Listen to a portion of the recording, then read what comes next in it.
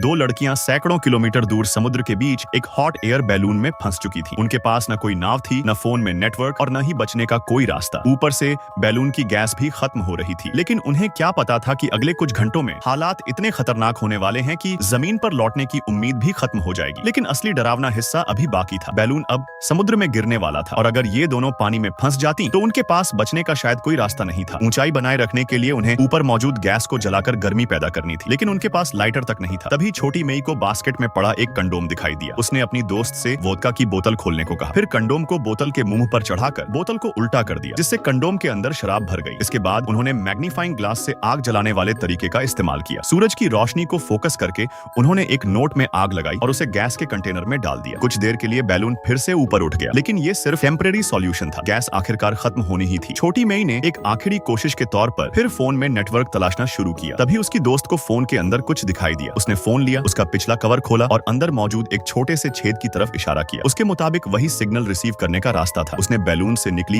एक पतली तार उस छेद में डाल दी और कमाल हो गया। फोन में अचानक सिग्नल आ गया, लेकिन उनकी खुशी ज्यादा देर नहीं चली। फोन की बैटरी खत्म हो चुकी थी और कुछ ही सेकंड बाद वह बंद हो गया। अब उनके पास सिर्फ एक आखिरी रास्ता था, बैलून के समुद्र में गिरने से पहले खुद को बचाने की तैयारी करना। अगर वे बास्केट के अंदर रहती तो पानी में गिरने के बाद बैलून का कपड़ा उनके ऊपर आ सकता था और सांस लेना मुश्किल हो जाता। इसलिए दोनों बास्केट के ऊपर चढ़ गई। कुछ ही देर बाद बैलून समुद्र में जा गिरा। भारी बास्केट के साथ वह तेजी से पानी में डूबने लगा। दोनों किसी तरह उसके ऊपर खड़ी रहीं, लेकिन कुछ ही मिनटों में पूरा बैलून समुद्र के अंदर चला गया। छोटी मेई अपनी ऐसी दोस्त को संभाल रही थी जिसे तैरना तक नहीं आता था। दोनों पानी में लगातार संघर्ष कर रही थीं और धीरे धीरे डूबने लगी। तभी समुद्र के अंदर से एक खाली गैस सिलेंडर पानी की सतह पर आ गया। दोनों ने किसी तरह उसे पकड़ लिया और उसके सहारे तैरने लगी। अब कम से कम कुछ देर और बचने की उम्मीद थी। कई घंटे गुजर गए। ठंडे समुद्री पानी में लगातार रहने की वजह से दोनों के पैर सुन्न पड़ने लगे। शरीर में ताकत लगभग खत्म हो चुकी थी। तभी दूर एक बड़ा जहाज दिखाई दिया। दोनों ने पूरी ताकत से मदद के लिए चिल्लाना शुरू किया, लेकिन वे इतनी छोटी दिखाई दे रही थीं कि जहाज के ड्राइवर को उनका पता ही नहीं चला। जहाज सीधा उनकी तरफ बढ़ रहा था। दोनों ने आखिरी वक्त पर उसकी दिशा से हटकर अपनी जान बचाई। कुछ और समय बीता और अब दोनों पूरी तरह थक चुकी थीं। उन्हें लग रहा था कि वे किसी भी पल बेहोश होकर समुद्र में डूब जाएंगे। तभी दूर एक छोटी रेस्क्यू बोट दिखाई दी, लेकिन अब उनमें चिल्लाने की भी ताकत नहीं बची थी। एन वक्त पर उनकी दोस्त ने कहीं से एक छोटा शीशा निकाला और सूरज की रोशनी को उसकी मदद से रेस्क्यू बोट की तरफ रिफ्लेक्ट करने लगी। काफी कोशिश के बाद आखिरकार नाव में मौजूद लोगों की नजर उन पर पड़ गई। रेस्क्यू टीम उनकी तरफ पहुंची और आखिरकार दोनों को समुद्र से बाहर निकाल लिया गया। इतने लंबे और खतरनाक संघर्ष के बाद दोनों आखिरकार जिंदा बच गईं।